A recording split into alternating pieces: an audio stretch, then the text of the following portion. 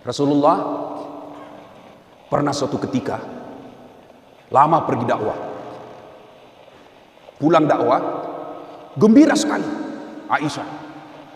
Begitu senangnya datang suaminya, Aisyah yang biasanya menyambut di pintu, ini Aisyah datang ke perbatasan Madinah, datang menyambut Nabi. Oh, senang betul. Begitu sampai rumah, Aisyah senang betul, dibikinkanlah suaminya teh, kasih. Saya kasih contoh ya. Contoh ibu. Contoh aja nih Pak, contoh. Jangan dibawa hati. Ya. Nah, Aisyah kasih minum. Itu kelebihan Rasulullah, laki-laki romantis. Beliau kalau minum, bismillahirrahmanirrahim. Sinta, contoh ya. Bismillahirrahmanirrahim. Diberikan istrinya. Hebatnya, di mana beliau minum, kasih istrinya. Misalnya Aisyah minumnya di sini, Rasulullah minum lagi di sini. Contoh. Saya ulang, minum Rasulullah di sini, anak di sini. Bekas bibirnya istrinya yang diminum. Bekas bibirnya istrinya. Kira-kira Pak, bau betul mulutmu. Coba tuh Rasulullah. Tapi pada saat itu, hari itu, Rasulullah menegur, tunggu giliran Aisyah, kok tidak dikasih? Aisyah mulai penasaran, kenapa nunggu giliran diberi? Minum lagi kedua kalinya, tidak dikasih. Minum ketiga kalinya, tidak diberikan. Akhirnya Aisyah nyindir, ya Rasulullah, apakah ada perempuan lain yang memberimu air di luar? Akhirnya terpaksa Rasulullah memberikan istrinya. Diminum. Pas diminum, langsung Aisyah tumpahkan itu. Ternyata Aisyah begitu gembiranya, salah resep. Garam dikira gula. Kenapa Rasulullah tidak memberikan pada saat itu? Karena Rasulullah tidak mau mengecewakan istrinya. Rasulullah tidak mau supaya istrinya tahu ini, karena pasti malu. Dia jaga perasaannya. Coba kalau bapak-bapak habis mimpin demo, dimaki-maki, ditendang, disiram, datang pulang sama istri, kasih salah resep. Apa kira-kira bapak? Membodoh memang kamu ini.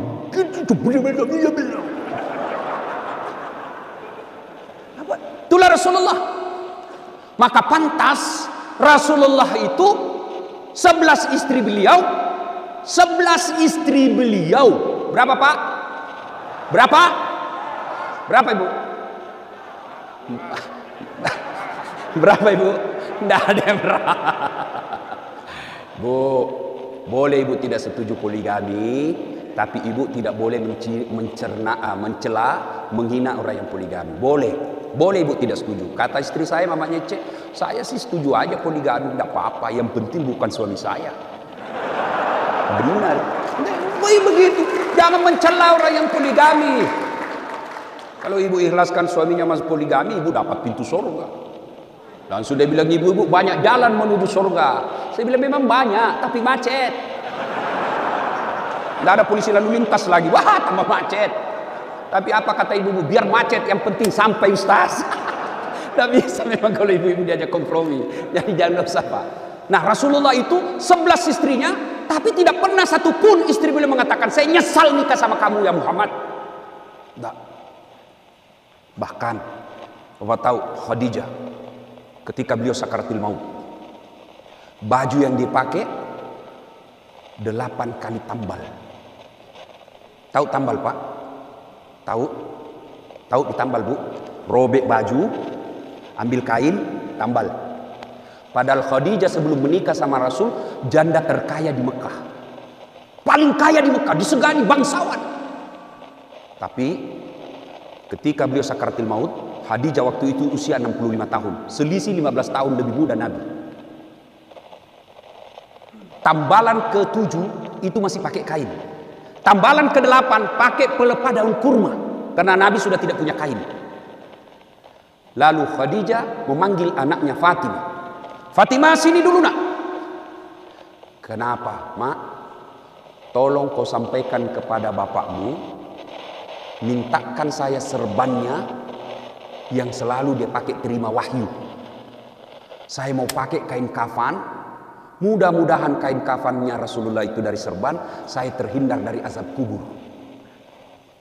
Coba Bu, terkaya dan setelah menikah dengan Rasulullah, miskin karena habis hartanya untuk bantu dakwah. Maka ibu, jangan justru memeras suami supaya setelah jadi kapolda, jadi kapolres, jadi kapolsek, malah ibu maksa suaminya dapat harta. Tapi kalau ibu menjadi orang terhormat, justru harta yang ibu miliki membantu suami untuk mendapat karir. Bukan justru karir yang menarik. Khadijah habis harta. Lalu Nabi mendengar, karena rumah Nabi itu kecil. Nabi mendengar, menetes air mata Rasul. Lalu Khadijah berkata, minta ke bapakmu. Mendengar ini Fatimah berkata, bunda aja yang minta sama bapak. Ibu ayah, bunda aja yang minta sama bapak.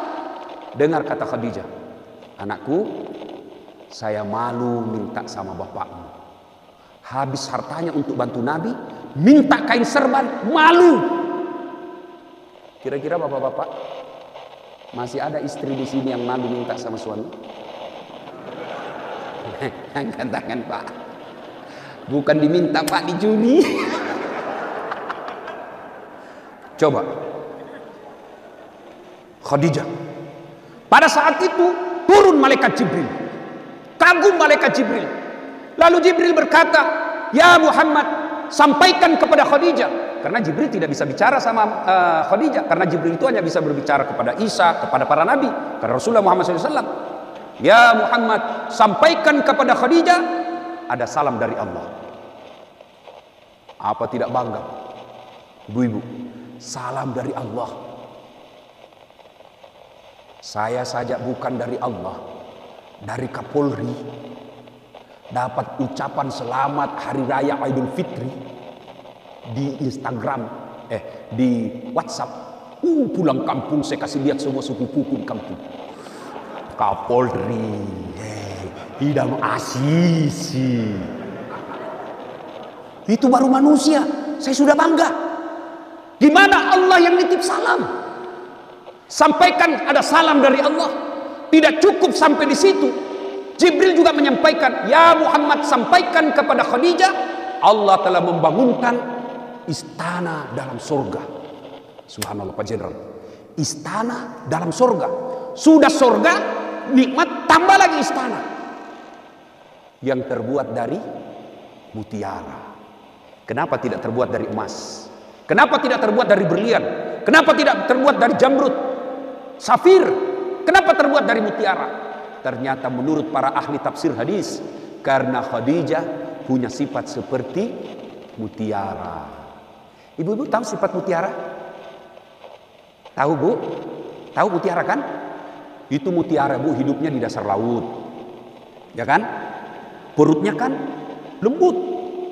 Lalu masuk pasir. Bayangkan, perut mutiara daging lembut itu ketemu pasir. Kita aja kalau ada pasir dalam perut mulut kita kan, ya kan? Mutiara ada pasir. Apakah mutiara? Tidak. Dia tutup cangkangnya, pasir itu dan batu-batu kerikil itu dia tutup, dia kelola, setelah itu dia keluar. Dia buka cangkangnya, dari kerikil-kerikil, dari pasir-pasir laut itu, apa yang keluar? Mutiara. Maka Allah sediakan istana dari mutiara. Kenapa? Karena Khadijah tidak pernah mengeluarkan rahasia keluhannya kepada orang lain. Ini ibu-ibu Bayangkari. Ada masalah, jangan di-share.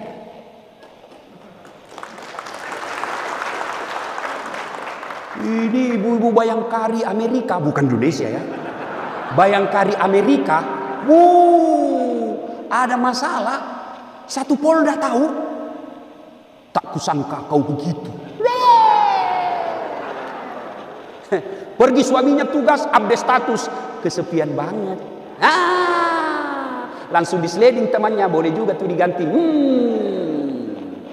Andai ku tahu begini, tuh ku terima lamaranmu. Apalagi tidak, aku sudah punya anak 2. Maka begitu ada masalah, teladani Rasulullah dan istrinya, jangan pernah cerita masalah itu ke orang lain. Bapak-bapak polisi bertengkar sama istri, tidak usah cerita sama komandan. Emang komandan bisa memberikan solusi? Belum tentu, dia juga ada masalah dengan istrinya. Mana ada di komandan? Pak polisi katanya itu kan semua takut sama istrinya. Iya toh? Iya. Mana ada polisi yang tidak ada bilang, sebenarnya kami Ustaz bukan takut sama istri. Cuma ini istri kalau marah melapor sama istrinya komandan. Dan komandan juga takut sama istrinya.